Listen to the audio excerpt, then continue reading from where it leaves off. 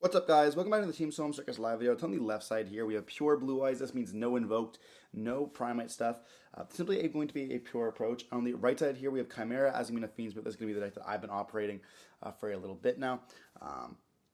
I do enjoy the deck quite a bit. I think the Azumina stuff is just absolutely broken, and then also having the Fiends stuff not being hit. It is a very small Fiends package because we have access to it through like the Chimera lines with the Necrom as well as just as a goal. We are going to be seeing Blue Eyes going to go first with a Wishes, discarding the copy of Jet Dragon. We are going to Ash that there, a good 2-for-1 trade. And let's just simply pass turn on this. We are going to normal summon out a Mirror Swords Knight now during our turn. Being one of the better normal summons, there is a new card called Duke of Demise that came out of the Maze of Memories. Or Maze of whatever Majesty, whatever the maze set of this year is. Let's see additionally normal summon out cards, which is going to be a pretty cool card if you want to play pure Chimera. I don't think that's necessarily going to be played in this version of it, but there are definitely different variants that we can kind of go for. We are going to go for Mirror Sword Light effect now, which is going to let us summon out the copy of Gazelle or the Bephomet from the deck. And now we do opt to go for the Gazelle, because if we do go for the Bephomet effect, we're not going to be able to summon out any Link monsters or XYZs for the rest of the turn. We're going to be locked kind of into Links. Or we're unlocked into fusions, I should say. And so it is kind of important that we do that there. We are going to be getting hit with a Veiler here on that. And do we have a Chimera or a level 7 in the hand to kind of chain to negate?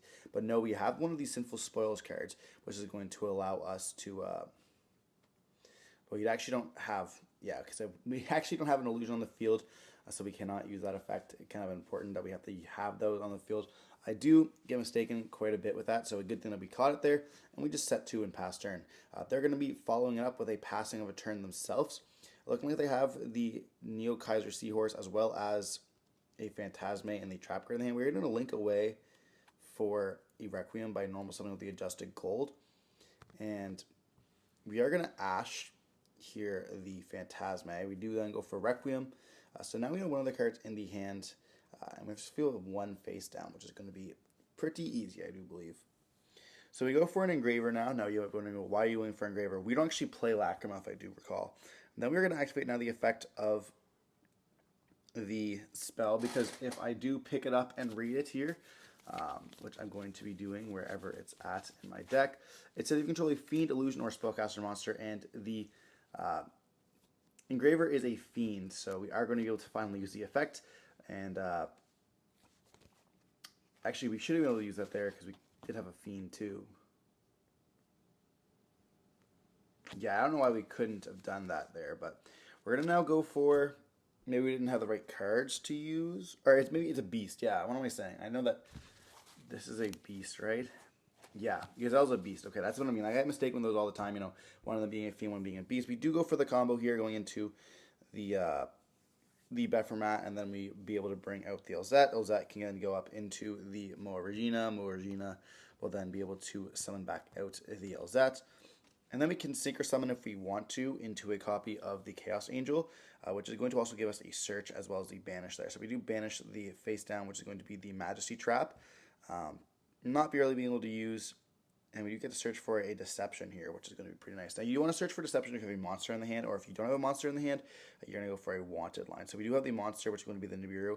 They're not really playing, so they only have one card left in the hand that we don't know. So chances are they're not going to be able to kind of play off there with that nib. So we just get rid of it completely. We do go for the Bat here, and that's going to let us search for the Wanted. And this is where we can start playing a little bit more. Which we should have a way to get game. We have the Elzette being able to put back for the Hollowed Azumina. And then we can go for Hollowed Azumina, sending the copy of Wanted. We do chain the Wanted here, which is going to be pretty nice. If they did have a Bell, this would not be able to work. But we're going to be going for the Sylvia here, as well as being able to search for the Diabells. And then it takes a second to read the Hollowed Azumina. And it has that really weird interaction that the card that's activated on the field, if the activation is not negated, it allows us to send. So they do take a second to read that. Now that's going to be a really important interaction, as well as a cool way of how card effects kind of work. So you guys did not know that there. It is important to note. So it stays on the field till the end of the chain, which is how Yu-Gi-Oh effects work. Therefore, when Hallowed Azumina activates, Wanted can be chained. It's still on the field until the end of the resolution. So then it just gets sent to the graveyard here, which is pretty cool. Now, if they change the rules, you wouldn't be able to do that there, but because that's how the game works, we are able to do that. So we just explained that here. We're saying like, oh, it's in the hand, then we activate it, so it's still on the field. It's in like that middle spot there, and they get to go to the graveyard. Now, if it was a trap, we couldn't do it because it gets banished instead. But yeah.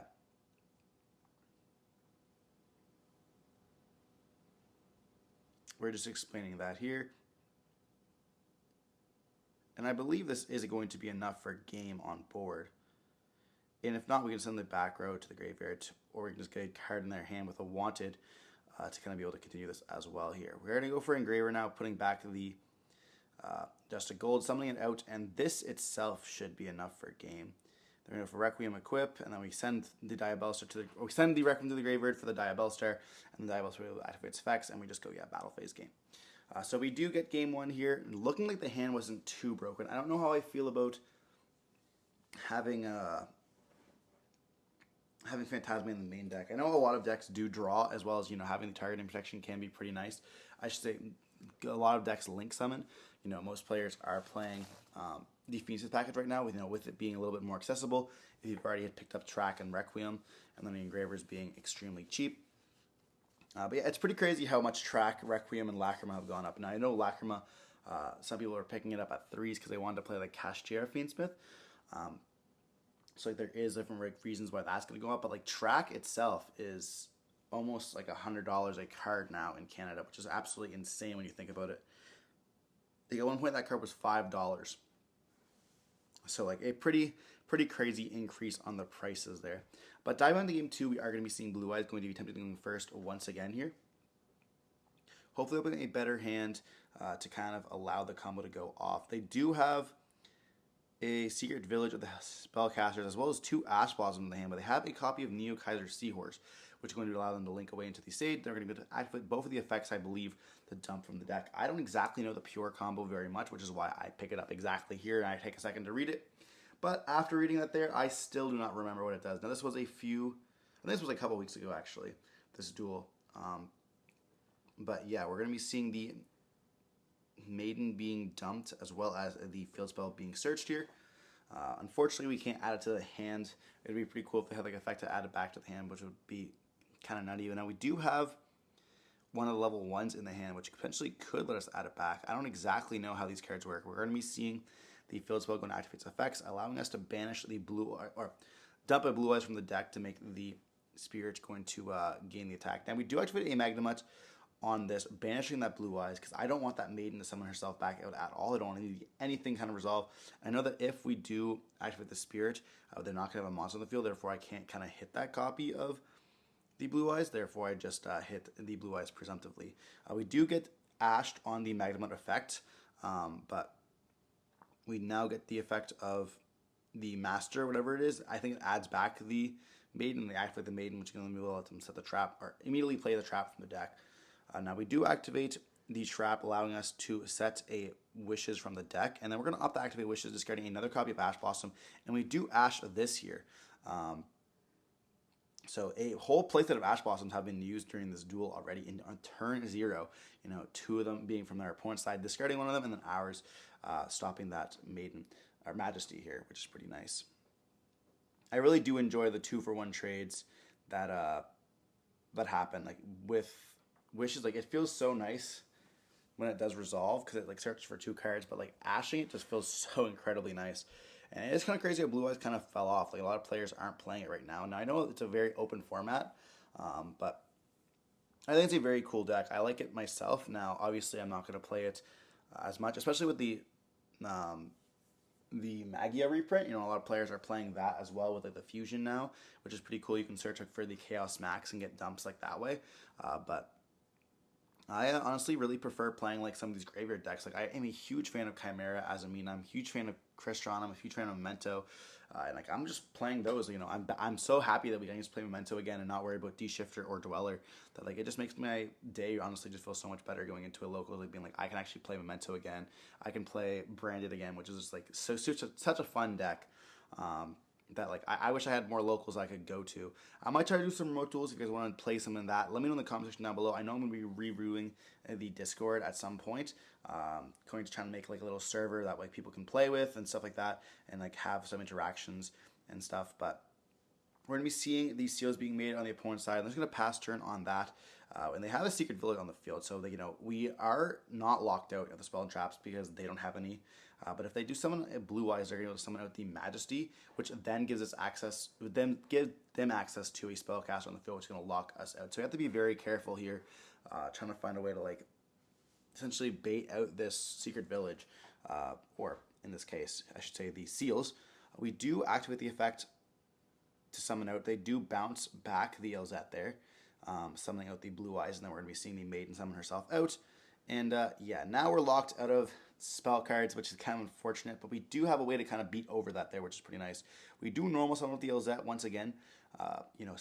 Firstly special summoning out, now wasting our normal summon on it.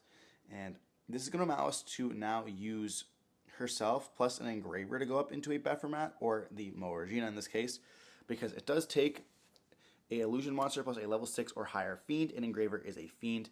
And then we're going to be seeing her activate, allowing us to bring back out the Elzette. And she is a spellcaster. I'm not mistaken, right? I'm not just lying to you guys. I could be. Yeah, she's an illusion. So yeah, we're actually not able to go up into that there. But we do go up into a Chaos Angel here, using a Light and Dark. And that's going to also give us a search for a Sinful Spoils off the Elzette.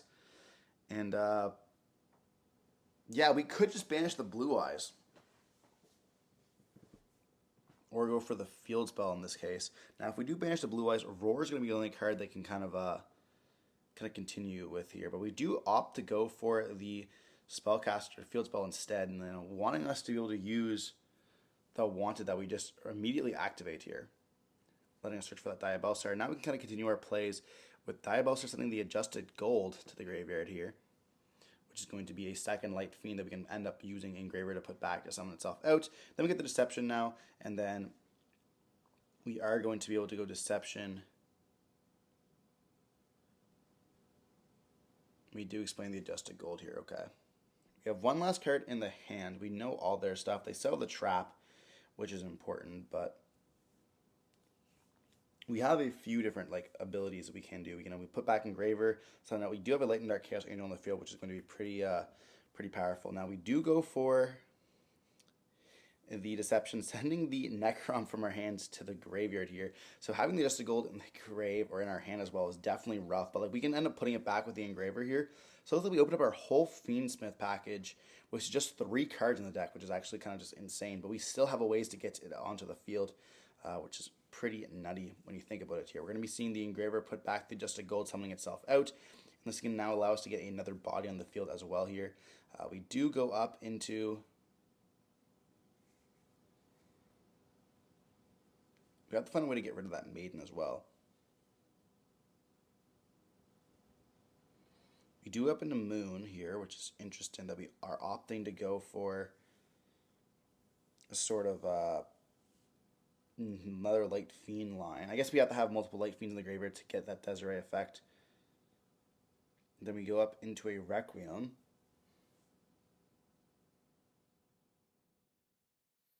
Now we go up into Sequence. Sequence will be able to put back 2 of the Light Fiends to go now for an Aerial Eater. Aerial Eater can then dump from our deck.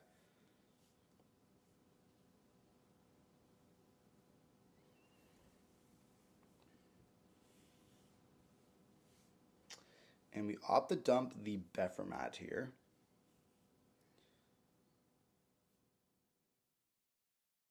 I'm not exactly sure why we opt to dump that one unless we try to bring it back out.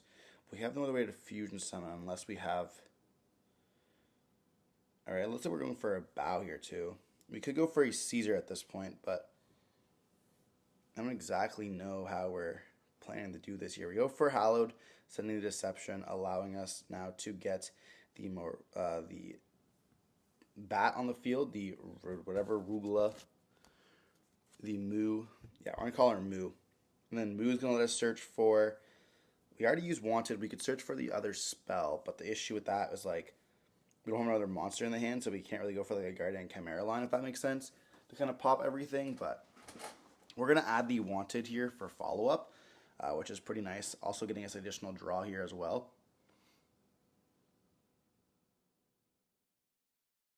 We're going to put back the Elzette to add back the Hallowed Azamina. And we do have like a Caesar being able to be made, as well as the bow. Like, it's so hard to like kind of figure out what you really want to do. Like, Caesar is so nice because you can just like negate the maiden, but we do now go for the bow, which is pretty crazy to me, like considering the fact that it needs a discard as well. So we're gonna try to go for like Bephomet summon, adding back both the Gazelles, or Gazelle and the Chimera fusion, then go for like that line to kind of like get some pops here, which I could see. It will give us access to Chimera fusion, but you do banish the wanted to put back Deception, making it so we don't get the Deception reset during the end phase of this turn. Then we're going to activate the effect, banishing it, getting rid of the Mirror Swords Knight in our hand to summon back out. And they do chain the trap to set in case we wanted to pop that there.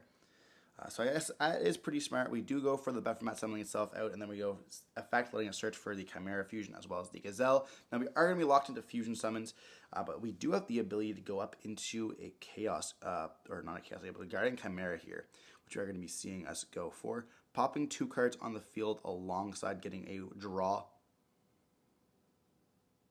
And we're also going to activate the effect of the Bephomet as well as the Gazelle, letting us search and add our deck. Like, absolutely just crazy here. So we summon back out the Moa Regina, and then we get to search for most likely the copy of, we're going second, so I guess we probably don't have the anti-spell in our deck. So we're going to search for the Apprentice Illusion Magician, or whatever it's called, and then we are going to be drawing 1 and then popping 2. Popping both the back row here, which is going to then blow up their entire field. And yeah, it's going to be essentially goodbye for them. We're going to go now into the Hallowed Azamina, going up into the Silvera, and that's going to be enough for our game. So we do see Chimera end up taking the game here, 2-0 against Blue Eyes. Not over the greatest game 1, but game 2, just being able to play through that pretty, I don't want to say a decent board, but like a pretty slow board. Like, just showing you guys, like, if you guys can hold off Ash Blossom for a Majesty, a lot of times it will come off, or yeah, whatever the Wishes one is. Like, it will come off. You know, they do discard 2 cards there to kind of go neg. You just go for a 2-for-1 trade, and they end up like not having that much. I don't know how Pure is really, like, looking back, if Pure is like the way to go. But if you guys don't want to play the Primite cards, it definitely is a different variation. Now, there are different duels on the channel with Blue Eyes. You know, summoning Magia, there was a Blue Eyes versus Branded duel where he summoned like Seals, Magia, and Spirit all in game 1, which is absolutely incredible in a turn 0 board. But regardless, hope you watching the video. Don't forget to like, comment, share more content like this. Stay safe. Peace.